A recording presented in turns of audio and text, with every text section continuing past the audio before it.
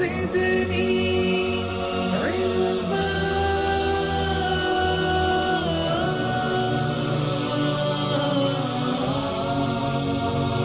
رب زدني علما.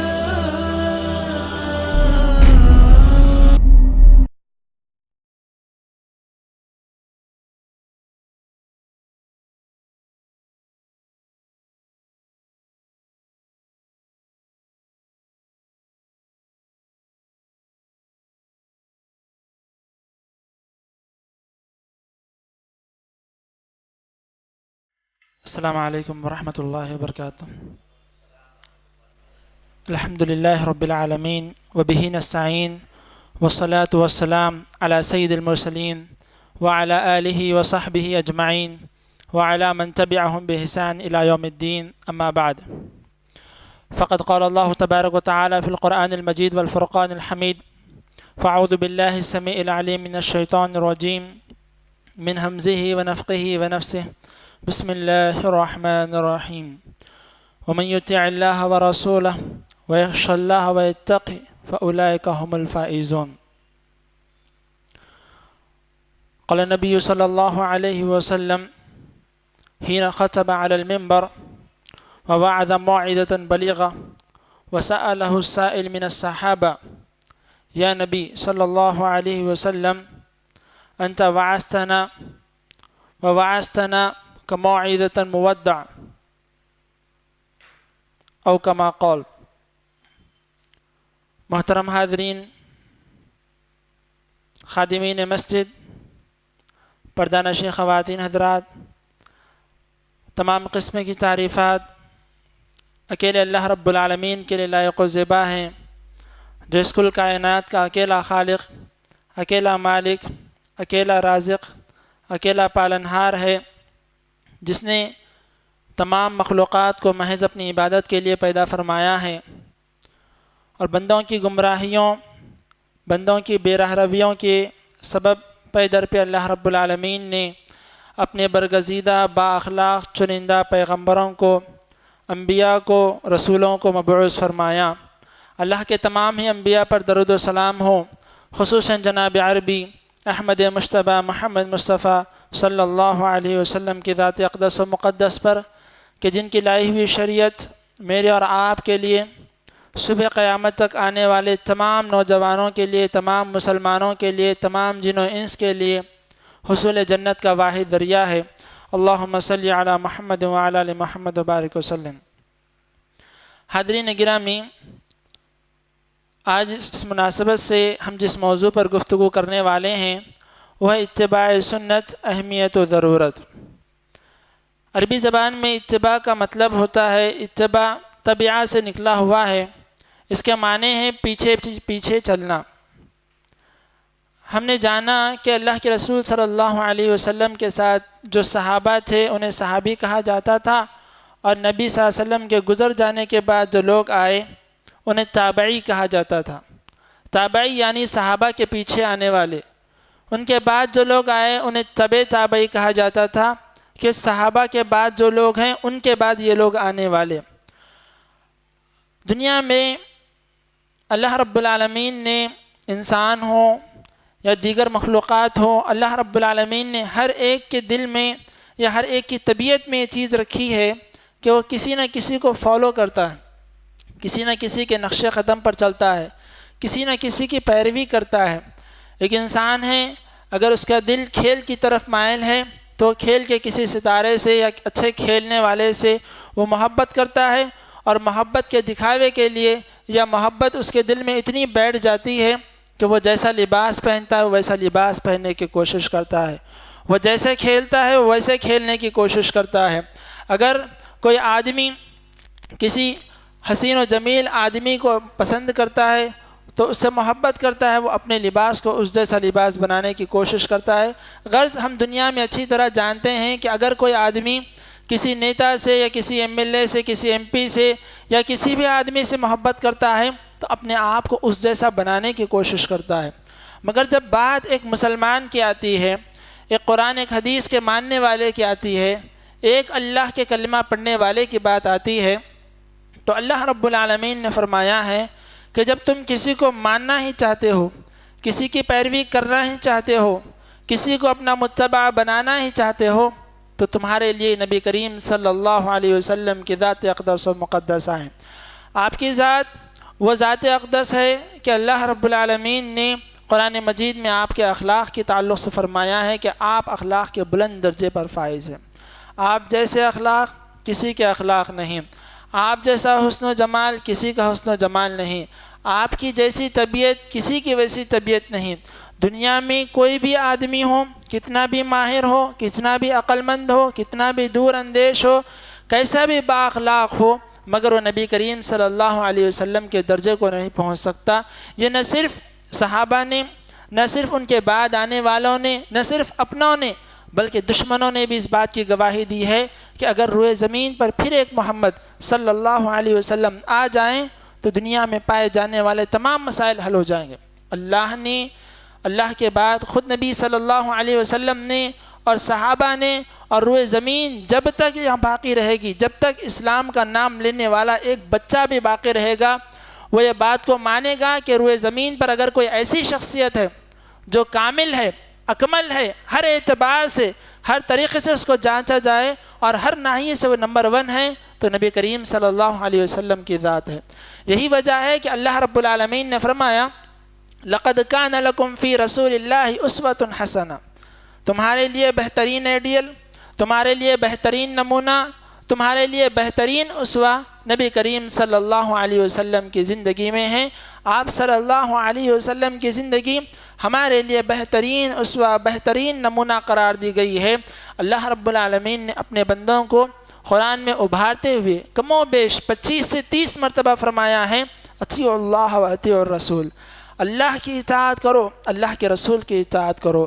وَمَن يُطِعِ اللَّهَ وَرَسُولَهُ وَيَخْشَ اللَّهَ وَيَتَّقِ فَأُولَٰئِكَ هُمُ الْفَائِزُونَ، جو اللہ اس کے رسول کی اطاعت کرے گا، اللہ سے ڈرے گا اور اس سے بچنے کی کوشش کرے گا، وہی کامیاب ہونے والا ہے، حقیقی کامیابی کا وہی مستحق ہے۔ وَمَن يُطِعِ اللَّهَ وَرَسُولَهُ فَأُولَٰئِكَ مَعَ الَّذِينَ أَنْعَمَ اللَّهُ، جو اللہ کی اطاعت کرے گا، رسول کی اطاعت کرے گا، وہی وہ لوگ ہیں جن پر اللہ نے انعام کیا ہے، یعنی نبیوں میں سے، صدیقین میں سے، شہداء میں سے اس کا شمار ہوگا۔ غرض اللہ رب العالمین نے کئی مقامات پر فرمایا کہ تم نبی کی اتباع کرو، نبی کی پیروی کرو، نبی کے نقش قدم پر چلو، نبی کو جیسا دیکھتے ہو ویسا بننے کی کوشش کرو، نبی جو کرتے ہیں وہ کرنے کی کوشش کرو، جس سے روکتے ہیں اس سے رکنے کی کوشش کرو، جیسے کھاتے ہیں ویسے کھانے کی کوشش کرو، جیسے پہنتے اوڑھتے بیٹھتے ہیں ویسے پہننے اوڑھنے بیٹھنے کی کوشش کرو۔ اللہ رب العالمین نے قطعی طور پر فرمایا کہ ہم نے رسول کو بغض اس لیے مبعوث فرمایا ہے کہ تم ان کی اتباع کرو۔ وما ارسلنا من رسول الا لیطاع باذن اللہ، ہم نے بس رسول کو اسی لیے بھیجا تاکہ تم ان کی پیروی کرو۔ ہر مسئلے میں، ہر مرحلے میں، زندگی کے ہر موڑ پر نبی کریم صلی اللہ علیہ وسلم کی اتباع، آپ کی پیروی کرنا ہے۔ نہ صرف اللہ نے قرآن شریف میں، اللہ کے رسول صلی اللہ علیہ وسلم نے بیش بہا مقامات پر اپنی اتباع پر صحابہ کو ابھارا۔ ایک مرتبہ کا واقعہ ہے، اللہ کے رسول صلی اللہ علیہ وسلم تقریر فرما رہے تھے۔ آپ نے تقریر میں بہت ساری باتیں بتائیں۔ جب صحابہ نے دیکھا تو ایک صحابی نے کہا اے اللہ کے رسول صلی اللہ علیہ وسلم وعظنا موعظۃ بلیغہ، آپ نے ایسی نصیحت کی ہے کہ گویا ایسے محسوس ہوتا ہے کہ انہ موضع مودع، ایک آدمی جب اس دنیا سے رحلت کر جاتا ہے، آخری وقت ہوتا ہے، اہم باتیں جو اپنی اولاد کو، اپنے رشتہ داروں کو بتاتا ہے، آپ ویسے ہم کو نصیحت کر رہے ہیں۔ اللہ کے رسول نے فرمایا ہاں میں تم کو ویسے ہی نصیحت کر رہا ہوں۔ صحابی کہتے ہیں اللہ کے رسول آپ کے جانے کے بعد ہم کن کن چیزوں کو لازم پکڑے رہیں، آپ ہمیں رہنمائی کیجئے کہ ہم آپ کے جانے کے بعد کیا کریں۔ اللہ کے رسول صلی اللہ علیہ وسلم کہتے ہیں تم میرے جانے کے بعد بہت سے فتنے دیکھو گے، بہت سی پریشانیاں دیکھو گے، بہت سے مشکلات دیکھو گے، بارش کی طرح تم میں فتنے نازل ہوں گے۔ صحابہ نے پوچھا اللہ کے رسول ہم کیا کریں؟ علیکم بسنتی وسنت الخلفاء الراشدین المہدیین تمسکوا بہا، اللہ کے رسول صلی اللہ علیہ وسلم نے کہا کہ اگر تم میرے بعد جانے کے بعد مشکلات کو دیکھو، پریشانیوں کو دیکھو، مصیبتوں کو دیکھو، میری سنت کو مضبوطی سے تھام لو، میرے راستے کو مضبوطی سے تھام لو، میرے نقش قدم پر چلنے کی کوشش کرو اور میرے خلفائے راشدین کے نقش قدم پر چلنے کی کوشش کرو۔ کیسے چلو؟ کہیں پر سمجھ میں آیا پیروی کر لی، کہیں سمجھ نہ آیا چھوڑ دیا، کہیں مشکل دکھا چھوڑ دیا، کہیں آسانی دکھی پیروی کر لی، کہیں دوسروں کے مطلب کی بات آئی پیروی کر لی، کہیں اپنے مطلب کی بات آئی چھوڑ دیا۔ اللہ کے رسول صلی اللہ علیہ وسلم نے فرمایا تمسکوا بہا وعضوا علیہا بالنواجس، اس کو مضبوطی سے پکڑ لو، اور مثال دیتے ہوئے فرمایا وعضوا علیہا بالنواجس، اپنے جو دانت ہوتے ہیں جبڑے ہوتے ہیں ان جبڑوں میں اس کو پکڑ لو تاکہ وہ چیز تم سے چھوٹنے نہ پائے۔ زندگی کے کسی بھی مرحلے میں تم جہاں کہیں بھی جاؤ تمہارے دانت تمہارے ساتھ میں جائیں گے، تمہارے دانتوں میں جو چیز ہوگی تمہارے ساتھ میں ہوگی۔ تم نکاح میں ہوگے تمہارے ساتھ نبی کی سنت ہوگی، تم اپنے گھریلو معاملات میں ہوگے تمہارے ساتھ تمہارے نبی کی سنت ہوگی، تم نماز میں ہوگے نماز میں تمہارے نبی کی سنت ہوگی، تم بیٹھ رہے ہوگے تمہارے ساتھ نبی کی سنت ہوگی، چل رہے ہوگے نبی کی سنت ہوگی، تم عام معاملات میں ہوگے نبی کی سنت ہوگی، جنگ کے ماحول میں چلے جاؤ گے نبی کی سنت ہوگی، کسی مرحلے میں کسی وقت میں نبی کی سنت تم سے چھوٹنی نہیں چاہیے۔ جب نبی کریم صلی اللہ علیہ وسلم نے یہ فرمایا کہ تم میں سے کوئی مومن ہو نہیں سکتا، لا یؤمن احدکم حتی اکون احب الیہ، حتیٰ کہ میں تمہارے پاس محبوب ہو جاؤں، حتیٰ کہ میں تمہاری جان سے تمہاری مال سے تمہاری ہر چیز سے تمہارے پاس محبوب ہو جاؤں، جب تک تم مومن نہیں ہو سکتے جب تک تم مجھے سب سے زیادہ چاہنے لگو۔ صحابہ نے دیکھا اصل نجات نبی کی محبت میں ہے، اصل کامیابی نبی کی اتباع میں ہے، جنت کا راستہ نبی کے نقش قدم پر چلنے والا ہے۔ صحابہ نبی کے پیروکار بن گئے، صحابہ نبی کے متبع بن گئے، ایسے متبع بنے کہ ان کی زندگی کا کوئی گوشہ ایسا نہ رہا کہ وہ نبی کی تعلیم سے خالی رہا ہو۔ چنانچہ ام حبیبہ رضی اللہ عنہا بخاری شریف کی حدیثیں بیان کرتی ہیں کہ ایک مرتبہ اللہ کے رسول صلی اللہ علیہ وسلم نے فرمایا من حافظ 12 رکعۃ بن اللہ لہ بیتا فی الجنہ، جو کوئی بھی اللہ کا بندہ اللہ کی بندی 12 رکعت نفل نمازوں کی پابندی کرتے ہیں، بن اللہ لہ بیتا فی الجنہ، اللہ رب العزت اس کے لیے جنت میں محل تعمیر کرتے ہیں۔ پھر وضاحت کرتے ہوئے اللہ کے رسول نے فرمایا رکعتان قبل الفجر، فجر سے پہلے 2 رکعت، واربع قبل الظہر، ظہر سے پہلے 4 رکعت، ورکعتان بعدها، اور ظہر کے بعد 2 رکعت، ورکعتان بعد المغرب، مغرب کے بعد 2 رکعت، ورکعتان بعد العشاء، عشاء کے بعد 2 رکعت۔ اللہ کے رسول صلی اللہ علیہ وسلم نے بتلا دیا۔ ام حبیبہ رضی اللہ عنہا کہتی ہیں فما ترکتہن منذ سمعتہن من رسول اللہ صلی اللہ علیہ وسلم، نبی کا بتلانا تھا وہ دن تھا اور آج کا دن ہے، کبھی مجھ سے وہ 12 رکعت نفل نہیں چھوٹے۔ اللہ اکبر۔ ہمارے پاس اتباع کا جذبہ ہوتا ہے، نبی کی پیروی کا جذبہ ہوتا ہے، کبھی وہ جذبہ ہمیں سڑکوں تک لے کر آ جاتا ہے، مگر وہ جذبے میں وہ دائمیت نہیں رہتی جو صحابیات کے پاس صحابہ کے پاس پائی جاتی تھی۔ سوچنے کا مقام ہے، ایک مرد آدمی ہوتا وہ کہتا الگ بات ہوتی، مگر ایک خاتون گھریلو مسائل ہیں، بہت ساری چیزیں ہوتی ہیں، باوجود اس کے وہ کہتی ہیں فما ترکتہن منذ سمعتہن، میں نے جب سے نبی سے سنا ہے جب سے میں نے اس چیز کو نہیں چھوڑا ہے، آج تک میں اس پر مداومت کرتی ہوں۔ ان کے بعد عنبسہ جو ام حبیبہ رضی اللہ عنہا سے اس حدیث کو روایت کرتے ہیں، وہ کہتے ہیں کہ جب ام حبیبہ نے مجھ سے یہ کہا کہ اللہ کے رسول نے جنت کی بشارت سنائی ہے اس آدمی کو جو 12 رکعت نفل نماز کی پابندی کرتا ہے، فما ترکتہن منذ سمعتہن من رسول اللہ صلی اللہ علیہ وسلم، جب سے میں نے ام حبیبہ رضی اللہ عنہا سے وہ حدیث سنی وہ دن ہے اور آج کا دن ہے، کبھی مجھ سے 12 رکعت نہیں چھوٹے۔ ام حبیبہ نے عنبسہ سے بیان کیا، عنبسہ نے ان کے بعد آنے والے عمرو بن عوف سے بیان کیا، یہ تینوں جب وہ حدیث کو سن لیتے ہیں، وہ ایک مرتبہ کا سننا ہوتا ہے، وہ پھر بتاتے ہیں کہ زندگی میں کبھی ہم سے وہ عمل نہیں چھوٹا۔ غور کرنے کا مقام ہے، حدیث کی بات جب بھی آتی ہے، سنت کی بات جب بھی آتی ہے، اتباع کی بات جب بھی آتی ہے، ایک عام آدمی کے ذہن میں سوال پیدا ہوتا ہے کہ یہ اتباع کرنا واجب ہے یا سنت ہے، کرنا ضروری ہے یا نہیں کرے تو بھی چلیں گا۔ یہاں پر یہ غور کرنے کا مقام ہے، اللہ کے رسول صلی اللہ علیہ وسلم کسی فرض نماز کے بارے میں نہیں بتا رہے، اللہ کے رسول صلی اللہ علیہ وسلم فرض نماز کے بارے میں نہیں بتا رہے، نفل نماز کے بارے میں بتا رہے ہیں، اور صحابہ نفل نماز پر ایسی پابندی کر رہے ہیں کہ زندگی پوری گزر رہی ہے مگر نفل نماز نہیں چھوٹ رہی۔ آج کئی لوگ یہ سوال کرتے ہیں کہ یہ عمل کرنا ضروری ہے یا نہیں، ایسا بھی کریں گے تو چلے گا۔ صحابہ کی زندگیوں کو دیکھیں، یہ عبادات ہیں۔ اللہ کے رسول صلی اللہ علیہ وسلم نے فرمایا صلو کما رأیتمونی اصلی، ویسے نماز پڑھو جیسے مجھے نماز پڑھتے ہوئے دیکھ رہے ہو۔ اللہ کے رسول صلی اللہ علیہ وسلم نے روزہ فرمایا جیسے مجھے روزہ رکھتے دیکھتے ہو ویسے روزہ رکھو۔ حج کی تعلیمات دیتے ہوئے فرمایا ہے کہ تم حج کی تعلیمات مجھ سے حاصل کرو، حج کی تعلیمات مجھ سے حاصل کرو۔ اور جب بات نفل نمازوں کی آتی ہے، نفل صدقہ خیرات کی آتی ہے، اللہ کے رسول صلی اللہ علیہ وسلم کی زبان سے ایک مرتبہ الفاظ کا نکلنا ہوتا، صحابہ صحابیات اپنی زندگی اس پر گزار دیا کرتے تھے۔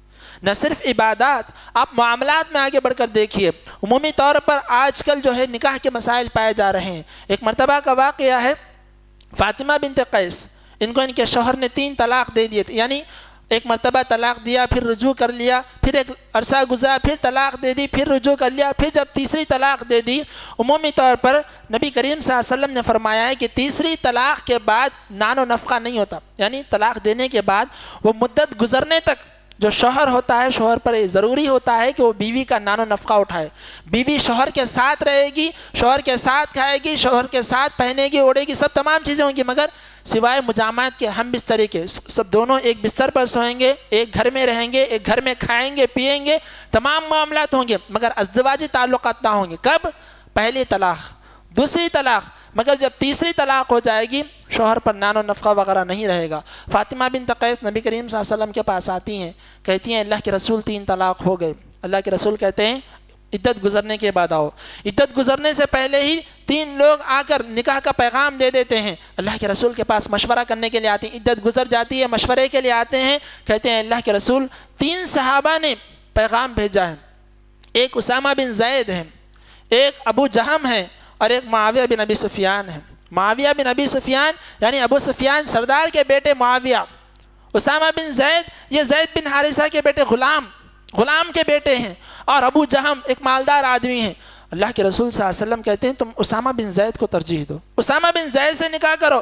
فاطمہ بنت قیس کہتی ہیں اے اللہ کے رسول صلی اللہ علیہ وسلم، یہ معاویہ ہے، ابو سفیان کا بیٹا ہے، یہ ابو جہم ہے، یہ دونوں کو چھوڑ کر آپ اسامہ بن زید کو ترجیح دے رہے ہیں۔ اللہ کے رسول کہتے ہیں معاویہ رجل ترب، معاویہ ایک تنگ دست آدمی ہے، وہ ابو جہم رجل ضراب للنساء، ابو جہم عورتوں کو بہت مارتے ہیں، ولیکن اسامہ تم اسامہ سے نکاح کرو۔ وہ کہتی ہے اللہ کے رسول اسامہ کالے کلوٹے ہیں، غلام آدمی ہیں، غلام قسم کی طبیعت ہے ان کی۔ کہتے ہیں اللہ کے رسول صلی اللہ علیہ وسلم آپ میری اتباع کیجئے، آپ میری اطاعت کیجئے۔ اللہ کے رسول صلی اللہ علیہ وسلم کی اطاعت پر فاطمہ بنت قیس ایک غلام سے نکاح کرنے کے لیے، ایک کالے کلوٹے صحابی سے نکاح کرنے کے لیے تیار ہو جاتی ہیں، ان دونوں مالدار صحابہ کو چھوڑ دیتی ہیں۔ بعد میں کہتی ہیں میں نے جو اللہ کے رسول صلی اللہ علیہ وسلم کی اتباع کی، اس اتباع کے فائدے میں نے بعد میں اپنی زندگی میں دیکھے۔ حاضرین گرامی، صحابہ کی زندگیاں ایسی ہوتی تھیں، نکاح کرتے تھے نبی کی اتباع میں، نکاح کو اگر چھوڑنا ہوتا، فسخ کر دینا ہوتا نبی کی اتباع میں، اور ایسے نہیں ہوتا کہ معلوم ہے تو عمل کر لیا، نہیں معلوم ہے تو چھوڑ دیا، نہیں معلوم ہوتا دور دراز سفر کرنا بھی پڑتا تو سفر کر جاتے۔ عقبہ بن حارث رضی اللہ عنہ، آپ مکہ میں رہنے والے، آپ کو معلوم ہوا کہ آپ کا جن سے نکاح ہوا ہے، یعنی آپ کی بیوی عقبہ بن حارث اور ان کی بیوی دونوں کو ایک ہی خاتون نے دودھ پلایا تھا۔ اور ظاہر سی بات ہے اسلام میں جیسے ایک بھائی بہن سے نکاح نہیں ہو سکتا، ویسے ہی رضاعی بھائی بہن سے، یعنی اگر ایک مرد اور ایک عورت نے، ایک بچے نے اور بچی نے اگر ایک ہی خاتون سے دودھ پیا ہے تو بڑے ہونے کے بعد ان دونوں کا بھی نکاح نہیں ہو سکتا، وہ دونوں رضاعی بھائی بہن ہیں۔ تو اللہ کے رسول صلی اللہ علیہ وسلم نے اس رضاعی جو رشتہ ہوتا ہے میاں بیوی کے رشتے کو حرام قرار دیا کہ کوئی دودھ پلائی ہوئی بہن سے، یعنی جس کا دودھ کا رشتہ ہے، وہ رضاعی بہن سے نکاح کرنا حرام ہے، رضاعی بھائی سے نکاح کرنا حرام ہے۔ تو ایک خاتون آ کر کہتی ہیں کہ دیکھو اے عقبہ بن حارث، تم کو بھی میں نے دودھ پلایا ہے اور تمہاری بیوی کو بھی میں نے دودھ پلایا ہے، اس اعتبار سے تم میاں بیوی رضاعی بھائی بہن ہو۔ عقبہ بن حارث کو جب یہ بات معلوم ہوتی ہے، مکہ سے اپنے گھوڑے پر سوار ہو کر نبی کریم صلی اللہ علیہ وسلم کے پاس سفر کرتے ہیں، مدینہ آ جاتے ہیں سیدھے۔ جیسے یہ بات معلوم ہوتی ہے خاموش اختیار نہیں کرتے، فوراً نکل کر آ جاتے ہیں مدینہ، آ کر اللہ کے رسول صلی اللہ علیہ وسلم سے کہتے ہیں اللہ کے رسول صلی اللہ علیہ وسلم یہ مسئلہ ہے۔ خاتون کہتی ہے کہ میں نے دونوں کو دودھ پلایا ہے۔ اللہ کے رسول صلی اللہ علیہ وسلم کہتے ہیں کیف وقد قیل، جب کہہ دیا گیا ہے کہ تم دونوں رضاعی بھائی بہن ہو تو اب تم دونوں ایک ساتھ نہیں رہ سکتے۔ نبی کا کہنا ہوتا ہے فوراً طلاق واقع ہو جاتی، نبی نے کہا فوراً طلاق واقع ہو گئی، پھر انتظار کی ضرورت نہیں ہوتی۔ اسی طرح کا ایک واقعہ ہے معقل ابن یسار رضی اللہ عنہ، ان کی بہن کے ساتھ ایک آدمی کا نکاح ہوتا ہے۔ معقل ابن یسار اپنی بہن کو کسی آدمی کے نکاح میں دیتے ہیں، پھر طلاق واقع ہو جاتی ہے۔ طلاق واقع ہو جانے کے بعد دونوں کو ندامت ہوتی ہے، دونوں میں پھر محبت پیدا ہوتی ہے۔ معقل ابن یسار کے پاس وہ آدمی آتا ہے، آ کر کہتا ہے کہ میں پھر سے تمہاری بہن سے نکاح کرنا چاہتا ہوں۔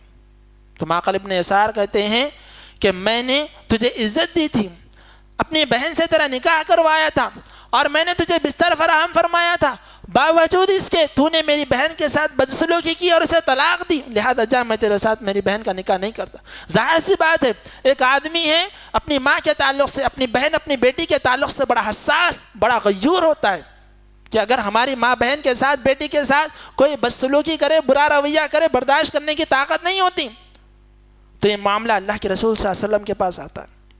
اللہ کے رسول صلی اللہ علیہ وسلم کہتے ہیں کہ ان کی ایک طلاق واقع ہوئی ہے، اور جب یہ دونوں ملنا چاہتے ہیں فوراً ان کا نکاح کرا دو۔ اپنی تمام سوچ ایک طرف، اپنی غیوریت ایک طرف، اپنی حساسیت ایک طرف، نبی کی زبان سے الفاظ نکل جاتے ہیں، فوراً عمل ہو جاتا ہے۔ معقل ابن یسار کہتے ہیں اللہ کے رسول آپ نے کہہ دیا، یہ چیز عمل میں آ جائے گی، فوراً نکاح ہو جاتا ہے۔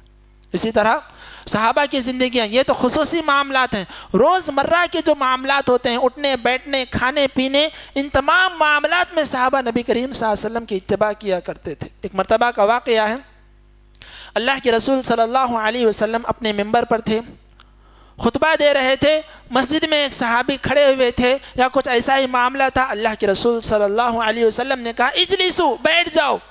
اور وقت ایسا تھا کہ عبداللہ بن مسعود رضی اللہ عنہ مسجد نبوی کے دروازے پر تھے اور داخل ہو رہے تھے، ایک پیر اندر تھا اور ایک پیر باہر تھا، کہا اجلسو، فوراً بیٹھ گئے۔ یہ نہیں دیکھا کہ اللہ کے رسول کس سے کہہ رہے ہیں، مجھ سے کہہ رہے ہیں، کسی اور سے کہہ رہے ہیں، فلاں سے کہہ رہے ہیں، فلاں سے کہہ رہے ہیں، نہیں، حکم نازل ہوا کہ بیٹھ جاؤ، میں جہاں ہوں وہیں پر بیٹھ جاؤں گا۔ اللہ کے رسول صلی اللہ علیہ وسلم کو جب یہ بات معلوم ہوئی کہ عبداللہ بن مسعود وہیں پر بیٹھے ہوئے ہیں، بلایا اور بعد میں پوچھا کہ عبداللہ بن مسعود تم دروازے پر کیوں بیٹھ گئے؟ کہا اللہ کے رسول میں نے آپ سے سنا کہ اجلسو، بیٹھو، مجھے آپ کا حکم معلوم ہوا، آپ کا حکم صادر ہونا تھا کہ ہمیں عمل کرنا تھا، ہم فوراً وہاں پر بیٹھ گئے۔ عبداللہ بن رواحہ رضی اللہ عنہ کے تعلق سے آتا ہے کہ اللہ کے رسول صلی اللہ علیہ وسلم ایک مرتبہ راستے سے گزر رہے تھے، یہ تو مسجد کی بات ہے، ایک مرتبہ اللہ کے رسول راستے سے گزر رہے تھے، راستے میں اللہ کے رسول صلی اللہ علیہ وسلم نے کسی سے کہا کہ بیٹھ جاؤ، اور عبداللہ بن رواحہ کے کان میں یہ بات پڑ گئی، آپ راستے پر بیٹھ گئے۔ نبی نے کہہ دیا کوئی شرم کوئی حیا نہیں، اللہ کے رسول کی بات پر عمل کرنا ہی کرنا ہے۔ پھر اللہ کے رسول نے فرمایا اے عبداللہ بن رواحہ یہاں کیوں بیٹھے ہو؟ کہا اللہ کے رسول آپ نے کہہ دیا ہم بیٹھ گئے۔ تو حاضرین، یہ جو اللہ کے رسول صلی اللہ علیہ وسلم کے صحابہ کی جو عمل تھا، یہ اپنی زندگیوں میں جو نبی کی اتباع کو نافذ کرتے تھے، یہ واقعی بڑا غور کرنے کا معاملہ ہے کہ نبی صلی اللہ علیہ وسلم کا ایک مرتبہ کسی چیز کا کہہ دینا صحابہ کی زندگیوں کا اصول بن جاتا تھا، صحابہ کی زندگیوں کا قانون بن جاتا تھا۔ وہ لفظ کہنا ہوتا، اپنی مشکلیں ایک طرف، اپنی پریشانیاں ایک طرف، اپنی بھوک اپنی پیاس سب چیزیں ایک طرف، نبی کا حکم ایک طرف۔ ابو ہریرہ رضی اللہ عنہ بڑے مشہور صحابی عبد الرحمن بن صخر الدوسی، یہ نبی کریم صلی اللہ علیہ وسلم کے پاس علم حاصل کرنے آتے، اور علم حاصل کرنے جب بیٹھ جاتے اس لیے نہیں اٹھتے کہ اگر اب اٹھ گیا اللہ کے نبی نے کچھ حدیث بیان کر دی تو محروم ہو جاؤں گا، مس ہو جائے گی وہ حدیث، اٹھتے ہی نہیں، جس کی وجہ سے کمانے کا موقع نہیں ملتا تھا۔ اور جب بھوک لگتی برداشت کرتے کرتے کرتے اس مرحلے پہ پہنچ جاتے کہ اب برداشت نہیں ہوتا، لوٹنا شروع کر دیتے، لوٹ پوٹ شروع کر دیتے تھے۔ لوگ سمجھتے تھے کہ ان کو مرگی کی بیماری لگ رہی ہے، کبھی کبھار وہ شدت برداشت نہ کر کر اپنے پیٹ پر پتھر باندھ لیتے تھے، مگر پڑھائی کا ایسا شوق تھا، تعلیم کا ایسا شوق تھا کہ نبی کی مجلس چھوڑی نہیں جاتی تھی۔ ایک مرتبہ نبی نے ان کے چہرے کو دیکھا، محسوس کیا کہ ابو ہریرہ بھوکے ہیں، کہا اے ابو ہریرہ آؤ میرے ساتھ، بلایا۔ اللہ کے رسول صلی اللہ علیہ وسلم گھر میں گئے، آپ کے پاس ایک پیالے میں دودھ ہدیہ کیا گیا تھا، ایک پیالہ بھر دودھ آپ کو ہدیہ کیا گیا تھا، اللہ کے رسول صلی اللہ علیہ وسلم اس کو لے کر آئے، ابو ہریرہ رضی اللہ عنہ کو دیا، طبیعت خوش ہو گئی کہ اللہ کے رسول صلی اللہ علیہ وسلم نے مجھے دودھ کا پیالہ دیا، محسوس کر لیا کہ میں بھوکا ہوں، اب میری بھوک مٹ جائے گی۔ کہا اذهب والحق باہل الصفہ، جاؤ صفہ والوں کو بلا کر لے کر آؤ۔ صفہ کے جو صحابہ تھے وہ لوگ بھی تعلیم حاصل کرنے والے تھے، گھر بار کو سب کو چھوڑ کر آئے ہوئے تھے۔ ابو ہریرہ رضی اللہ عنہ کو جب یہ سنا کہ اللہ کے رسول صلی اللہ علیہ وسلم صفہ والوں کو بلا رہے ہیں، ان کی تعداد 50 60 70 سے زیادہ تھی۔ دل میں خیال پیدا ہوا کہ جب یہ لوگ آئیں گے، یہ لوگ پی جائیں گے تو پھر مجھے کیا بچے گا؟ پہلی بات تو یہ ہے کہ یہ ایک پیالہ ہے، ایک ہی آدمی پی جائے گا۔ اب یہ 60 70 لوگ جب پیئیں گے تو ایک دانہ بھی، ایک قطرہ بھی مجھے باقی نہیں رہے گا۔ مگر بھوک ہے، بہت دنوں کی بھوک ہے، کئی مرتبہ سے نہیں کھایا، کئی لمحے گزر چکے ہیں، نبی کا حکم بھی ہے، کیا کریں گے؟ پہلے نبی کا حکم ہوگا۔ فوراً جاتے ہیں، صفہ والوں کو بلاتے ہیں اور صفہ والے پینا شروع کر دیتے ہیں۔ یہ دیکھتے رہتے ہیں، صفہ والے پیتے جاتے ہیں، مگر نبی کے حکم کی خلاف ورزی، بھوک کو برداشت کیا جا سکتا ہے، پیاس کو برداشت کیا جا سکتا ہے، نبی کے حکم کی خلاف ورزی کبھی نہیں کی جا سکتی۔ یہ عام حالات نہیں، خاص حالات میں۔ آدمی کبھی سفر میں ہوتا ہے، سفر خود ایک پریشانی کا نام ہوتا ہے۔ سفر میں آدمی ہوتا ہے، زیادہ کھانے کی چیزیں نہیں، زیادہ اوڑھنے پہننے کی چیزیں نہیں ہوتی ہیں۔ صحابہ جب جنگوں میں چلے جاتے تھے اتنے پریشان ہوتے تھے کہ ان کے پاس پینے کے لیے پانی نہیں رہتا تھا، تو اونٹوں کو کاٹ کر ان کے جو پیٹ میں جو پانی محفوظ ہوتا ہے اس پانی کو نکال کر پیتے تھے۔ ایسے ہی وقت میں اللہ کے رسول صلی اللہ علیہ وسلم کے ساتھ صحابہ موجود تھے، وہاں پر گدھے کا گوشت بنایا جا رہا تھا۔ آدمی جب بھوکا ہو اور معلوم ہے کہ گوشت بن رہا ہے، بگونا چڑھ چکا ہے، گوشت تیار ہو رہا ہے، جب کھانا، اتنی بھوک نہیں لگتی جب ہم عام حالات میں ہوتے ہیں، مگر جب کھانا تیار ہو چکا ہے، پک چکا ہے، بس کھانے کی دیر ہے، اللہ کے رسول صلی اللہ علیہ وسلم نے فرمایا ان ہانڈیوں کو چھوڑ دو، آج سے تم گدھے کا گوشت نہیں کھاؤ گے۔ کیسی شدت والی بھوک ہے، کیسی شدت والی پیاس ہوگی، کیسا حال ہوگا۔ ایک صحابی کی بات نہیں ہے، تمام صحابہ کو دیکھ لیجیے، اب ہر کسی کا یہ عمل کہ اللہ کے رسول نے کہہ دیا ہے، ختم کہہ دیا ہے، ہانڈیوں کو الٹ دیا گیا، ہانڈیوں کو الٹ دیا گیا، پھر اس میں سے ایک ٹکڑا نہیں کھایا گیا۔ اسی طرح کا مسئلہ آپ کو مدینہ میں ملے گا انس بن مالک رضی اللہ عنہ کی حدیث سے۔ انس بن مالک رضی اللہ عنہ کہتے ہیں کہ میں اپنے والد ابو طلحہ کے گھر میں بیٹھا ہوا تھا اور ہم لوگ شراب پی رہے تھے۔ کیسے شراب؟ شراب کا ایک طریقہ ہوتا ہے، شراب جتنی پرانی ہوتی جاتی ہے اتنی مزیدار ہوتی ہے، اتنی مزیدار ہوتی ہے۔ عرب کے لوگ شراب کو بڑے بڑے ڈرموں میں، بڑے بڑے ٹینکوں میں بنا کر زمین میں گاڑ دیتے تھے۔ 1 سال 2 سال 10 سال 20 سال 100 سال 500 سال تک وہ اپنے بعد آنے والوں کو وصیت کرتے کہ دیکھو میں فلاں مقام پر ہم لوگوں نے شراب کو گاڑ کر رکھا۔ جتنی پرانی ہوتی اتنی مزیدار ہو جاتی، اور جب کوئی خاص مجلس ہوتی، خاص لوگ آئے ہوئے ہوتے، اس وقت اس شراب کو نکالتے اور مزے سے پیتے۔ ابو طلحہ رضی اللہ عنہ کے گھر میں انس بن مالک سب کو شراب پلا رہے ہیں، پرانی شراب ہے، مزیدار شراب ہے۔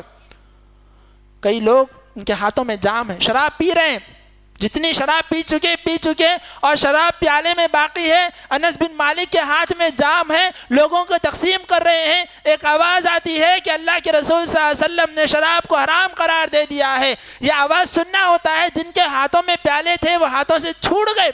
ابو طلحہ نے کہا اے انس بن مالک فوراً جاؤ اور جو جام ہے، جو مٹکا ہے، اس کو فوراً پھوڑ دو۔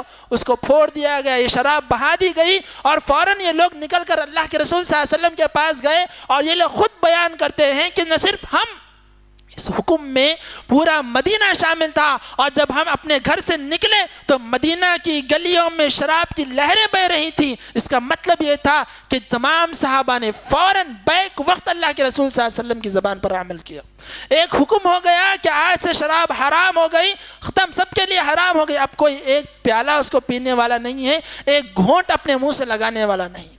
حاضرین گرامی، یہ اللہ کے رسول صلی اللہ علیہ وسلم کے متبعین تھے۔ ایسے اللہ کے رسول صلی اللہ علیہ وسلم کے ساتھ اتباع، ایسے اللہ کے رسول صلی اللہ علیہ وسلم کی اطاعت کی جاتی تھی۔ ایک مرتبہ کا واقعہ ہے، اللہ کے رسول صلی اللہ علیہ وسلم اپنے صحابہ کے ساتھ ایک جنگ کے ماحول میں تھے۔ جنگ خندق تاریخ کی بڑی مشہور جنگ ہے۔ اللہ کے رسول صلی اللہ علیہ وسلم جب کوئی بھی آپ پر حملہ کرتا، یہ بات ہمیشہ یاد رکھیے، اللہ کے رسول صلی اللہ علیہ وسلم کبھی کسی پر آگے بڑھ کر حملہ نہیں کرتے تھے، کبھی کسی پر آپ نے آگے بڑھ کر حملہ نہیں کیا۔ جنگ بدر ہوئی، لوگ مارنے کے لیے آئے، آپ نے دفاع کیا۔ جنگ احد ہوئی، بدر کا بدلہ لینے کے لیے آئے، آپ نے دفاع کیا۔ ہر جنگ آپ نے دفاع کیا، ڈیفینڈ کیا، آپ نے کبھی اٹیک نہیں کیا۔ جب تمام باطل طاقتوں کو معلوم ہو گیا کہ نبی صلی اللہ علیہ وسلم کے قدم پھیلتے جا رہے ہیں، مضبوط ہوتے جا رہے ہیں، تمام لوگ ایکجو ہو گئے، اکٹھے ہو گئے، مکہ والے اکٹھے ہو گئے، خیبر والے اکٹھے ہو گئے، تمام لوگوں نے مل کر ایک حملہ نبی کریم صلی اللہ علیہ وسلم پر کرنا چاہا کہ ایک ایسا حملہ کریں گے، یا تو اب نبی رہیں گے، صحابہ رہیں گے، یا تو ہم باقی رہیں گے۔ اور بہت بڑا لشکر لے کر نبی کریم صلی اللہ علیہ وسلم پر چڑھائی کرنے کے لیے آ گئے۔ نبی کریم صلی اللہ علیہ وسلم کو جب یہ معلوم ہوا، نبی کریم صلی اللہ علیہ وسلم نے صحابہ سے مشورہ کیا، جس میں سلمان فارسی رضی اللہ عنہ جو فارس کے رہنے والے تھے، انہوں نے کہا کہ اے اللہ کے رسول، جب ایسا لشکر ہمارے پاس آتا ہے ہمیں گڑھا کھود دیتے ہیں، اتنا بڑا گڑھا کھودتے ہیں کہ ایک ساتھ لشکر ہمارے پاس نہ آ سکے، اور اگر کوئی اتر کر آ رہا ہے تو ہم آسانی سے اس پر حملہ کر کر اس کو روک سکتے ہیں۔ کئی صحابہ ایکجو ہو گئے، تقریباً تمام صحابہ نے مل کر خندق کھودی۔ خندق کھودنے کے بعد اتنی بڑی خندق کھود دی گئی کہ اب کوئی اس کو پھلان کر نہیں آ سکتا۔ یہ کام مکمل ہوا اور وہاں سے ابو سفیان ہزاروں کا لشکر لے کر سامنے آ گئے۔ مدینہ کا ایسا ماحول تھا، مدینہ ایسی جگہ پر واقع ہے، اس طرف بھی پہاڑ ہیں، اس طرف بھی پہاڑ ہیں، اس طرف بھی پہاڑ ہے، آنا ہے تو اس راستے سے آنا ہوگا۔ اس راستے کو کھود دیا گیا کہ یہاں سے کوئی آ نہ سکے۔ اب یہاں سے آ نہیں سکتے، وہ لوگ انتظار کر رہے ہیں، اتنا انتظار کہ کئی دن گزر جا رہے ہیں مگر وہ لوگ ہٹنے کا نام نہیں لے رہے۔ اتنے میں معلوم ہوا کہ یہاں پر جو مدینہ میں پیچھے منافق تھے وہ بھی مسلمان عورتوں پر حملہ کرنے کے لیے تیار ہو گئے۔ سوچنے کا مقام ہے، پیچھے بھی دشمن آ چکے ہیں، پیچھے خواتین پر حملہ ہو رہا ہے، سامنے دشمن بیٹھے ہوئے اتنی بڑی تعداد میں بیٹھے ہوئے ہیں کہ اگر ان کا راستہ بن جائے تو وہ ہماری بوٹیاں چبا ڈالیں، اتنی بڑی تعداد میں بیٹھے ہوئے ہیں۔ ایسے سردی کا کڑکڑاتا ہوا موسم ہے کہ کوئی آدمی اپنی زبان سے سیدھی طرح سے الفاظ تک ادا نہیں کر سکتا، اتنی سردی، کڑاکے کی سردی ہے۔ اور جب کوئی اپنے ٹینٹ سے باہر نکلتا ہے، کفار و مشرکین تلواریں سے تیر کے ذریعے سے ان پر حملہ کر دیتے ہیں، بڑی پریشانی کا عالم ہے۔ اور ایک وقت ایسا آیا کہ جس دن یہ جنگ ختم ہوئی اس سے ایک دن پہلے، ایک رات پہلے بڑی تیز ہوائیں چلنے لگی، بڑی پریشانی کا عالم تھا، صحابہ پریشان ہیں۔ اللہ کے رسول صلی اللہ علیہ وسلم سجدے سے اپنا سر اٹھاتے ہیں، صحابہ سے کہتے ہیں کون ہے جو میرے لیے ان کفار کی خبر لے کر آئے گا؟ میں اللہ سے دعا کرتا ہوں کہ قیامت کے دن اللہ اس کو میرے ساتھ اٹھائے۔ کتنی بڑی دعا ہے، کتنی بڑی دعا ہے۔ نبی کے ساتھ اٹھائے جانا گویا سیدھے سیدھے جنتی ہونے کی علامت ہے۔ نبی جنتی ہیں، نبی کے ساتھ جو ہوں گے سب جنتی ہیں، دوزخ کا تو سوال ہی پیدا نہیں ہوتا۔ بڑی کامیابی، فوز العظیم ہے۔ اللہ کے رسول نے فرمایا کون ہے جو میرے پاس کفار کی خبر لے کر آئے گا؟ میں دعا کرتا ہوں کہ اللہ رب العالمین قیامت کے دن اسے میرے ساتھ اٹھائے۔ کتنا ڈر صحابہ پر طاری تھا کہ کسی کی آواز نہیں نکل رہی کہ اللہ کے رسول میں جاؤں گا۔ اتنے صحابہ ڈرے ہوئے تھے کہ کسی صحابی کی آواز نہیں نکل رہی کہ میں آگے بڑھوں گا۔ اللہ کے رسول صلی اللہ علیہ وسلم نے ایک مرتبہ نہیں، دوسری مرتبہ پھر پوچھا، دوسری مرتبہ کسی کی آواز نہیں نکلی، تیسری مرتبہ اللہ کے رسول صلی اللہ علیہ وسلم نے پھر پوچھا، صحابہ خاموش ہیں۔ اللہ کے رسول صلی اللہ علیہ وسلم نے کہا اے حذیفہ اٹھو اور جاؤ دشمنوں کی خبر لے کر آؤ۔ اس سے پہلے ایک صحابی کے تعلق سے ایسا معلوم ہو گیا تھا کہ وہ صحابی جیسے ہی کفار کو نظر آئے، کفار نے تیر لگا کر صحابی کی آنکھ زخمی کر دی، جس کی وجہ سے صحابی زخمی ہو چکے تھے۔ آنکھ گئی، جان بھی جا سکتی ہے، نبی صلی اللہ علیہ وسلم حکم بھی دے رہے ہیں کہ جانا ہے۔ یہاں جان کے لالے بنے ہوئے ہیں کہ اگر نظر آ گئے تو تیر کا نشانہ بن جائیں گے۔ یہاں نبی کا حکم ہے کہ نکلو خبر لے کر آؤ۔ اب نبی نے کہہ دیا ہے، لا محالہ طور پر نبی کے حکم کی اتباع کرنا ہے۔ حذیفہ بن یمان نکل جاتے ہیں، دشمنوں کے نرقے میں گھس جاتے ہیں۔ پورے صحابہ، نبی کریم صلی اللہ علیہ وسلم، پورا لشکر بھی ان کا مقابلہ نہیں کر سکتا، اتنی بڑی تعداد میں ہیں، پورا لشکر کفار کا مقابلہ نہیں کر سکتا، مگر نبی اکیلے حذیفہ بن یمان کو حکم دیتے ہیں جاؤ خبر لے کر آؤ۔ اکیلے حذیفہ بن یمان اٹھ جاتے ہیں اور اللہ کا نام لے کر نکل جاتے ہیں اور کفار کے درمیان میں گھوم کر آ کر اللہ کے رسول صلی اللہ علیہ وسلم کے پاس خبر دے دیتے۔ کیسا ایمان تھا اس صحابی کا، کیسا جذبہ تھا اس صحابی کا، اتباع سنت پر کیا عمل تھا ان کا کہ پورا لشکر مقابلہ نہیں کر سکتا۔ معلوم ہے ڈرے ہوئے ہیں، سہمے ہوئے ہیں، پریشان ہیں، مصیبت زدہ ہیں، معلوم ہے کہ جان کے لالے پڑے ہوئے ہیں، مگر نبی کا حکم آ چکا ہے، کسی صورت قدم پیچھے نہیں اٹھ سکتے۔ اٹھ گئے، نکل گئے، جو ہوگا دیکھا جائے گا۔ یہ نبی کریم صلی اللہ علیہ وسلم کے حکم کی اتباع۔ بسا اوقات ہمارے بعض نوجوان ساتھی یا ہمارے بعض ایجوکیٹڈ لوگ یہ کہتے ہیں کہ یہ حدیث ایسی ہے، یہ ہماری عقل سے ٹکرا رہی ہے، اسے عمل کرنے کی ضرورت نہیں۔ یہ وہ زمانہ تھا جب نبی نے حکم دیا تھا. اب زمانہ بدل چکا ہے, یہ ماڈرن زمانہ ہے, ہمیں ماڈرن اسلام کو فالو کرنا چاہیے. حاضرین, اللہ کے رسول صلی اللہ علیہ وسلم نے فرمایا تھا لا نبی بعدی, میرے بعد کوئی نبی آنے والا نہیں ہے.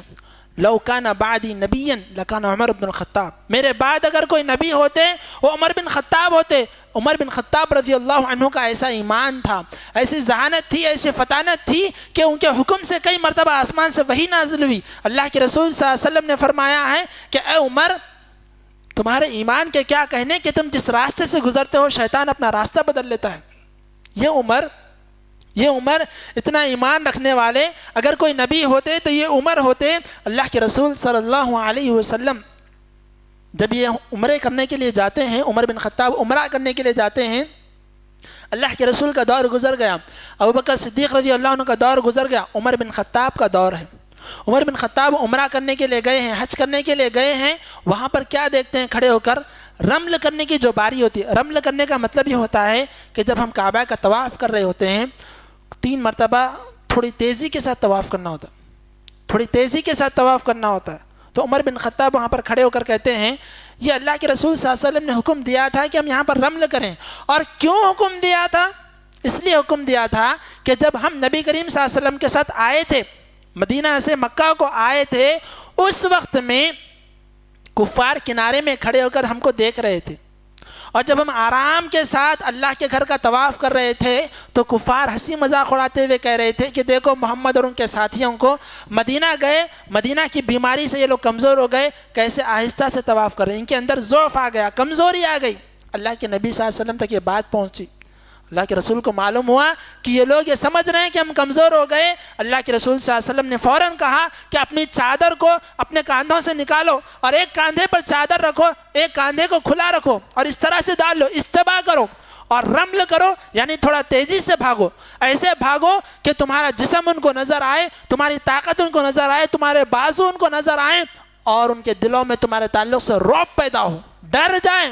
صحابہ نے فوراً اپنے آپ کو استباء کیا, اپنے ایک بازو کو کھلا رکھا اور تھوڑا دوڑ رہے تھے تاکہ ان کو معلوم ہو کہ ہم کمزور نہیں ہوئے ہیں, طاقت ہے, حملہ کرنے کی ضرورت پیش آئے گی, ابھی بھی حملہ کریں گے. عمر بن خطاب کہتے ہیں یہ تو دور گزر گیا, اب مکہ میں کوئی کافر ہی باقی نہیں ہے, اب یہ حدود حرم میں کوئی کافر آ ہی نہیں سکتا ہے, اب رمل کرنے کی کیا ضرورت ہے. رمل تو کفار کو ڈرانے کے لیے تھا, کفار کو بتانے کے لیے تھا کہ ہمارے پاس طاقت ہے, مگر اب رمل کرنے کی ضرورت ہے نہیں ہے. پھر سوچتے ہیں کہ یہ اللہ کے نبی کا حکم ہے, ہمیں مصلحت سمجھ میں آئے یا نہ سمجھ میں آئے, اللہ کے نبی نے حکم دے دیا ہے, یہ حکم قیامت کی صبح تک چلے گا, لہذا جو ہوتا ہو ہونے دو. رمل کرنے کا حکم دیا گیا, ہم رمل کریں گے, مصلحت ہو یا نہ ہو, نبی کا حکم ہے, ہم اس میں اپنی عقل کو نہیں دوڑائیں گے. نبی نے حکم دے دیا ہے, ہم اپنی عقل کے گھوڑے اس میں دوڑانے کی ہمیں ضرورت ہی نہیں ہے. کیا ہوتا ہے, اکثر لوگ کہتے ہیں کہ بھائی نہیں ہمیں ایسا کرنا چاہیے, وہ نبی کا دور تھا گزر گیا, ہمیں ایسا کرنا چاہیے. یہ نبی کا دین انٹرنیشنل دین ہے. جو آپ سے پہلے جتنے نبی آئے, وَلَقَدْ أَرْسَلْنَا نُوحًا إِلَىٰ قَوْمِهِ, ہم نے نوح کو ان کے قوم کے پاس بھیجا. وَإِلَىٰ عَادٍ أَخَاهُمْ هُودًا, ہود کو قوم عاد کے پاس بھیجا. وَإِلَىٰ ثَمُودَ أَخَاهُمْ صَالِحًا, صالح علیہ السلام کو قوم سمود کے پاس بھیجا. مگر جب بات آپ کی آ جائے, وَمَا أَرْسَلْنَاكَ إِلَّا رَحْمَةً لِّلْعَالَمِينَ, ہم نے آپ کو سارے جہانوں کے لیے بھیجا ہے, سارے جہانوں کے لیے رحمت بنا کر بھیجا. اس دور میں بھی آپ رحمت تھے, اس دور میں بھی آپ رحمت ہیں, اس دور کے بعد بھی آپ رحمت ہیں. اس دور میں بھی آپ متبع تھے, آپ کی اطاعت کی جانی تھی, اتباع کی جانی تھی. اس دور میں بھی آپ کی اتباع کی جانی ہے, اطاعت کی جانی ہے. آئندہ دور میں بھی آپ کی اتباع کی جانی ہے, اطاعت کی جانی ہے. کوئی آدمی اس وقت تک مومن نہیں ہو سکتا جب تک وہ آپ کی بات پر سر تسلیم خم نہ کر دے. اور کب کرنا ہے؟ آج سن لیے کل کرنا ہے, کل سن لیے پرسوں کرنا ہے. آج ہم نوکری پر ہیں, آج داڑھی نہیں چھوڑ سکتے, بوڑھے ہو جائیں گے, بوڑھے ہونے کے بعد چھوڑنا ہے. آج ٹخنے سے نیچے کپڑا رکھ رہے ہیں, بعد میں ٹخنے کے اوپر کپڑا رکھ لیں گے, بعد میں کرنا ہے. آج فائنانس پر گاڑی لے رہے ہیں, بعد میں جب پیسے آ جائیں گے, جب فائنانس کی گاڑی نہیں لیں گے. نکاح زندگی میں ایک بار ہوتا ہے, آج خواہشات کو پوری کر لیں گے, بعد میں جو ہوتا ہے دیکھا, اب سنی ہے, اب عمل کرنا ہے, اب معلوم ہوا ہے, اب عمل کرنا ہے, اب زندگی پلٹنا ہے, کل آنے والا نہیں ہے. صحابہ کا عمل کیسا تھا؟ اللہ کے رسول صلی اللہ علیہ وسلم کی بڑی تڑپ ہوا کرتی تھی کہ ہمارا قبلہ ابراہیمی ہو، کعبۃ اللہ کی طرف ہمارا رخ ہو۔ مدینہ آئے تھے، بیت المقدس کی طرف رخ کر نماز پڑھتے تھے، دل میں تڑپ تھی کہ بیت المقدس نہیں، کعبۃ اللہ کو رخ کر نماز پڑھیں۔ اللہ رب العالمین نے کہا ہم تمہارے دل کی تڑپ کو محسوس کرتے ہیں، فَوَلِّ وَجْهَكَ شَطْرَ الْمَسْجِدِ الْحَرَامِ، تو تم کیا کرو، اب سے تمہاری نمازوں کو کعبۃ اللہ کی طرف رخ کر پڑھو۔ یہ حکم نازل ہوا اللہ کے رسول صلی اللہ علیہ وسلم کو اب مغرب کی نماز قبلہ کعبۃ اللہ کی طرف کر پڑھنا تھا۔ عصر کی نماز ہو گئی، وہی نازل ہو گئی، اب مغرب کی نماز کعبۃ اللہ کی طرف رخ کر پڑھنا تھا۔ عصر کی نماز مسجد نبوی میں ایک آدمی پڑھتا ہے، پڑھ کر جب مدینہ کے کنارے کو جاتا ہے، وہ دیکھتا ہے کہ یہاں کے جو لوگ ہیں یہ کعبۃ اللہ کی طرف نہیں بیت المقدس کی طرف رخ کر نماز پڑھ رہے ہیں۔ فوراً آواز لگاتا ہے کہ لوگوں سنو، نبی کریم صلی اللہ علیہ وسلم پر وحی نازل ہوئی ہے کہ اب سے قبلہ بیت المقدس نہیں ہوگا، اب سے قبلہ کون سا ہوگا؟ کعبۃ اللہ ہوگا۔ یہ آواز صحابہ کے کانوں سے ٹکراتی ہے، وہ کیا کہتے ہیں؟ کل سے عمل کر لیں گے، پرسوں سے عمل کر لیں گے، معلوم کر عمل کر لیں گے، بعد میں عمل نہیں۔ نماز کی حالت میں معلوم ہوا کہ نبی پر وحی نازل ہوئی ہے، نماز کی حالت میں پلٹ جاتے ہیں۔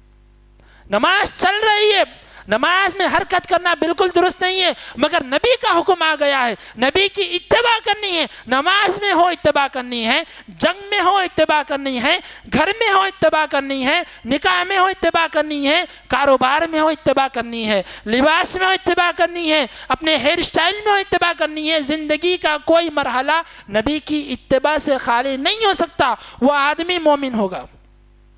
مومن بننا ہے، اپنے زندگی کو نبی کی اتباع میں گزارنا ہوگا۔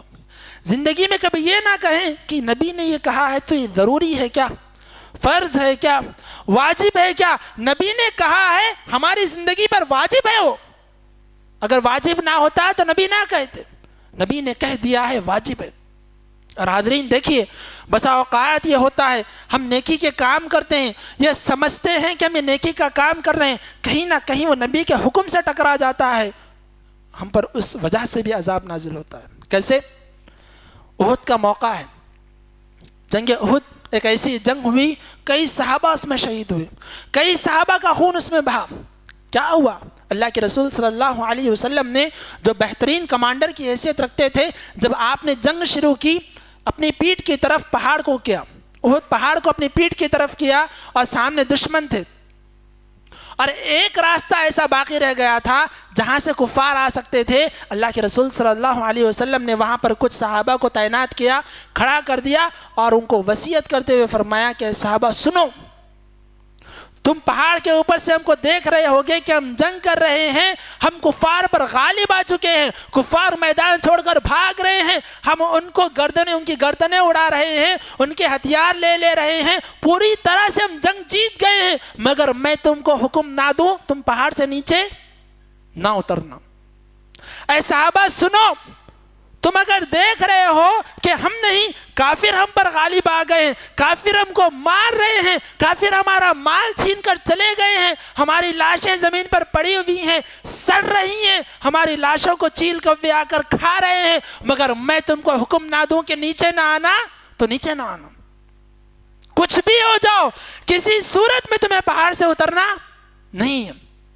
صحابہ جنگ شروع ہوئی، صحابہ نے دیکھا کہ اللہ کے رسول صلی اللہ علیہ وسلم کا لشکر آگے بڑھتا جا رہا ہے، اور کئی لوگ جو ہیں کفار کے بھاگنا شروع کر دیے ہیں، معلوم ہوا کہ فتح ہو چکی ہے، کامیابی ہو چکی ہے۔ صحابہ اتر کر مال غنیمت کی طرف رخ کرنے لگ گئے۔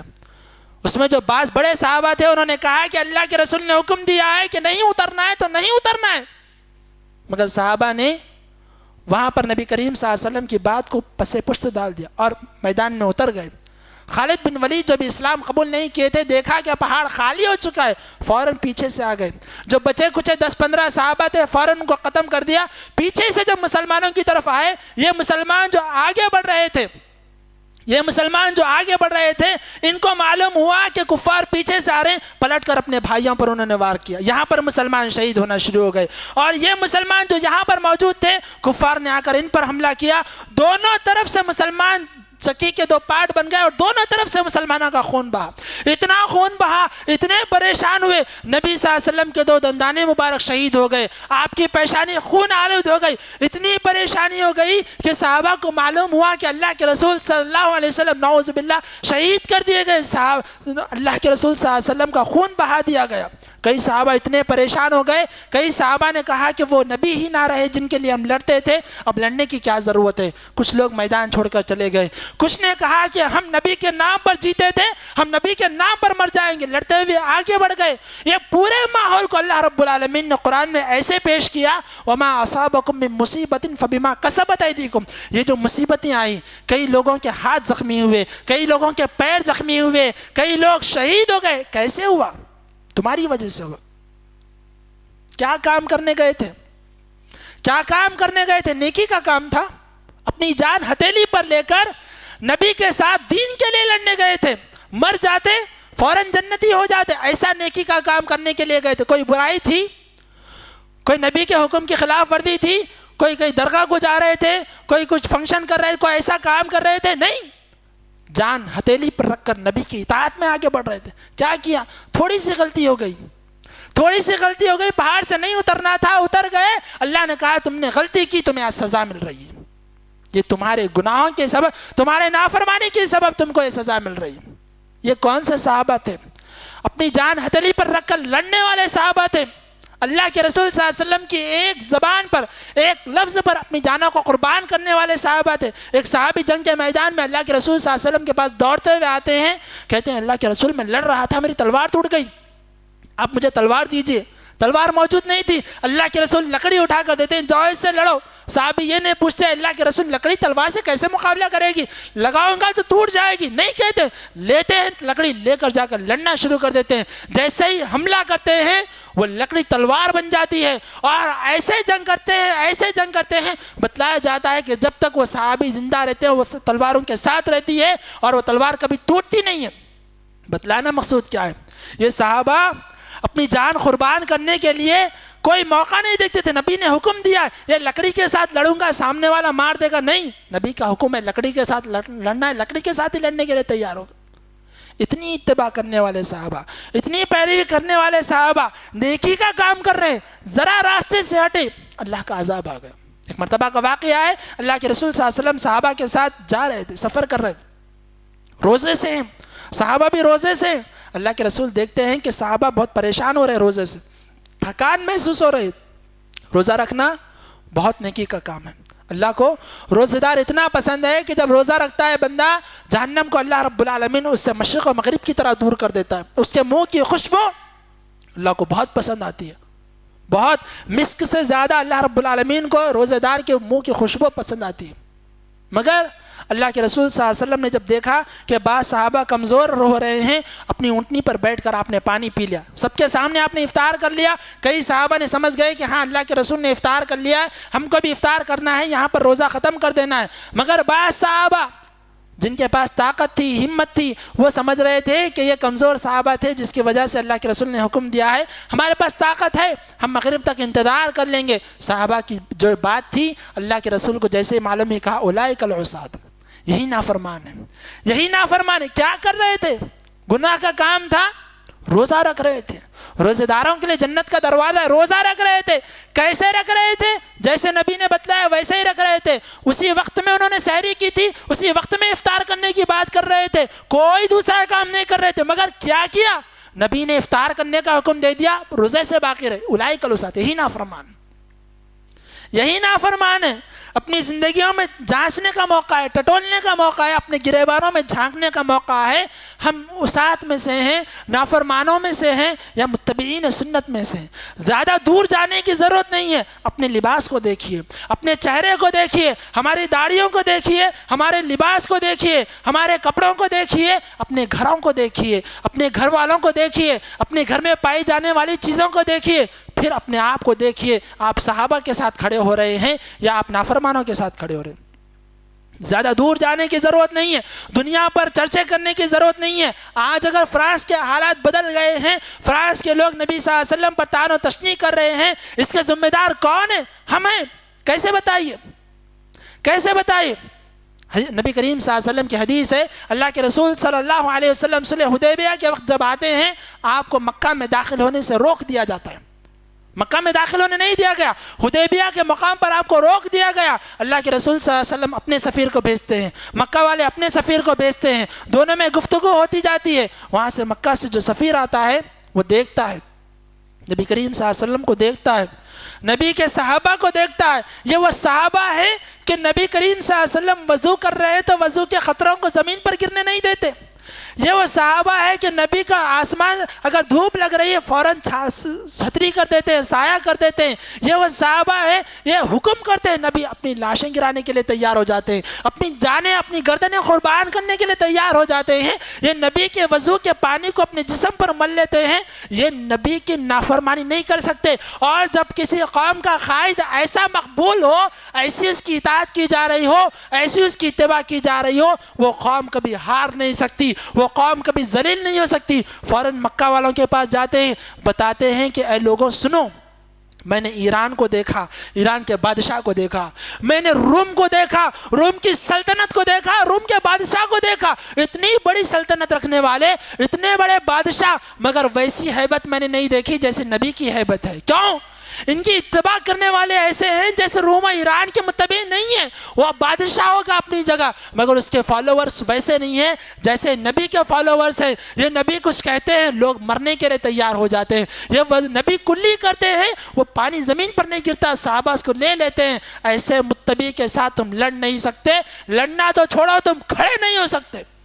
ایسی ہیبت طاری ہو گئی، ایسے پریشان ہو گئے کہ نبی کے خلاف میں پھر کبھی ہتھیار نہیں اٹھا سکے. آج نعوذ باللہ اگر نبی کی کارٹون بنائی جا رہی ہے، نعوذ باللہ اگر نبی کو ثم نعوذ باللہ اگر نبی کو بدنام کرنے کے چرچے کیے جا رہے ہیں، آدمی کھڑا ہو کر کہتا ہے کہ میں نعوذ باللہ نبی کے کارٹونوں کو عام کروں گا. کون ذمہ دار ہے؟ یہ ہم ذمہ دار ہیں جو مسلمان ہوتے ہوئے مسلمان نظر نہیں آتے. یہ ہم ذمہ دار ہیں جو مسلمان ہوتے ہوئے اسلام ہم سے جھلکتا نہیں ہے.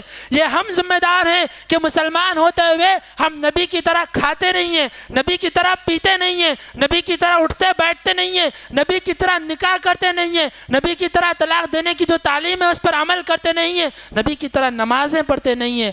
آج ہم ذمہ دار. دور نہ جائیں، اپنے دیگر بھائیوں کو بھی بولنے کی ضرورت نہیں. وہ لوگ جو آج نہ جانتے ہوئے جہالت میں جو آج میلاد النبی منا رہے ہیں ان کو چھوڑ دیجئے. اپنی بات کر رہا ہوں، ہم سلفی لوگوں کی بات کر رہا ہوں جو حدیث کے بات ماننے والے ہیں، جو قرآن کی بات ماننے والے. اگر یہ لوگ بھی سچے پکے متبع ہو جائیں، کیا مجال کسی کی کہ نبی کے خلاف کوئی لفظ کہہ سکے؟ کیا مجال کسی کی؟ یہ وہی لوگ تھے جو نبی کے تعلق سے کہتے تھے کہ اس نے کتاب لکھی تھی The 100. مائیکل ہارٹ جو ایک آدمی تھا، اس نے مائیکل ہارٹ نے The 100 نامی کتاب لکھی. اس میں نبی کریم صلی اللہ علیہ وسلم کو اس نے مقام دیا. 100 لوگوں کو اس نے ایسے جمع کیا جس نے اس کائنات میں کارنامے انجام دیے. کسی نے ایروپلین بنا کر کارنامہ انجام دیا، کسی نے بجلی قائم کر کر کارنامہ انجام دیا. ان 100 لوگوں میں بڑی شخصیات میں اس نبی کو مقام تو دیا، مگر سب سے پہلا مقام دیا عیسیٰ علیہ السلام کو بھی مقام دیا. عیسائی ہے، عیسیٰ علیہ السلام کو مقام دیتا ہے تو چھٹا مقام دیتا ہے، نبی کو مقام دیتا ہے تو پہلا مقام دیتا ہے. عیسائیوں نے پوچھا کہ تم نبی کو پہلا مقام دے رہے ہو، عیسیٰ علیہ السلام کو چھٹواں مقام دے رہے ہو. تو کہا یہ وہ نبی ہیں، یہ وہ نبی ہیں کہ ان کی اتباع کرنے والے ایسے لوگ ہیں کہ اگر نبی کے خلاف کوئی لفظ نکل جائے تو کبھی برداشت نہیں کر سکتے. آج عیسیٰ علیہ السلام کے خلاف اگر کہہ دیا جائے تو برداشت کر لیا جاتا ہے. ہاں یہ بات اچھی ہے کہ ہم نبی کے لیے اپنی جان دے دیں، نبی کے نام پر اپنی جانیں قربان کر دیں، مگر ہماری زندگیاں بھی تو نبی کے مطابق ہونا چاہیے. ہماری زندگیاں بھی تو نبی کے مطابق ہونی چاہیے. نبی کریم صلی اللہ علیہ وسلم کے تعلق سے بتلایا جاتا ہے آپ کو کوئی مارنے کے لیے آتا، آپ اس کو پلٹا کر جواب نہیں دیتے. آپ کی تجارت ایسی ہوتی، آپ مکہ میں مشہور ہو گئے بہترین تاجر ہیں. آپ کی امانت ایسی ہوتی، لوگ دن بھر آپ کو مارتے، امانتیں رکھا نہ ہوتا، آپ کے پاس آ کر امانتیں رکھاتے. آج ہمارا کیا معاملہ ہے؟ ایک آدمی اگر مسلمان کی دکان سے کوئی چیز خریدتا ہے، ڈرتا ہے کہ یہ چیز صحیح ہوگی یا نہیں ہوگی، ڈرتا ہے کہ یہ آدمی صحیح ہوگا یا نہیں ہوگا. بازار میں چلے جائیے آپ کو خود اندازہ ہو جائے گا. مسلمان بحیثیت تجارت زیرو ہے، مسلمان بحیثیت مسلمان زیرو ہے، معاملات زیرو ہے. اور جہاں تک بات شادی بیاہ کیا جاتی ہے افسوس کے ناخن لینے پڑتے. خون کے آنسو رونے پڑتے ہیں کہ وہ مسلمان ہیں کہ اللہ کے رسول صلی اللہ علیہ وسلم کا دور تھا. صحابہ آتے ہیں, عبد الرحمن بن عوف آتے ہیں, اللہ کے رسول سے ملاقات کرتے ہیں. اللہ کے رسول کہتے ہیں زعفران لگی ہوئی ہے, کیا ہوا ہے؟ کہتے ہیں اللہ کے رسول میں نے کل نکاح کیا. نبی کو نہیں معلوم صحابی کا نکاح ہو گیا. نبی کون ہے؟ روئے زمین پر سب سے افضل اگر کوئی ہے وہ اللہ کے نبی کی ذات ہے. میرا اور آپ کا سب کا ایمان ہے کہ نبی سے بڑھ کر, نبی سے آگے کوئی جا نہیں سکتا. وہ نبی مدینہ میں موجود ہے, وہ نبی بستی میں موجود ہے. نبی کے سامنے صحابی کا نکاح ہو رہا ہے. صحابی نے ضروری نہیں سمجھا نبی کو بلانا, نبی نے ضروری نہیں سمجھا کہ مجھے بلایا جائے. اتنا سادہ نکاح, اتنا سیدھا نکاح. آج کے دور میں ایسا نکاح کوئی بتا نہیں سکتا. آج میں اور آپ ہیں, ہم نے اپنے نکاحوں کو مشکل کیا ہے. بات بولنے کو بول دیتے ہیں, بات کہنے کو کہہ دی جاتی ہے, مگر جب بات عمل کرنے کی آتی ہے کہیں سے رشتہ داروں کا فورس ہو جاتا ہے, کہیں سے دوستوں کا فورس ہو جاتا ہے, کہیں سے روایتوں کا فورس ہو جاتا ہے. دیکھتے دیکھتے نکاح اتنا مشکل ہو جاتا ہے کہ اس نکاح میں آنے والا ایک غریب باپ جو اپنی بیٹی کے تعلق سے کئی چیزیں سوچتا رہتا ہے, وہ اس نکاح کو دیکھ کر سوچتا ہے کہ اگر بات ایسی ہے مجھے اور محنت کرنی ہوگی, مجھے اور کوشش کرنی ہوگی. اس کی بیٹی اور کچھ دنوں تک گھر میں بیٹھ جاتی ہے. بیٹی بیٹھے بیٹھے اگر باپ کا انتقال ہو جائے ویسی ہی بیٹھی رہ جاتی ہے.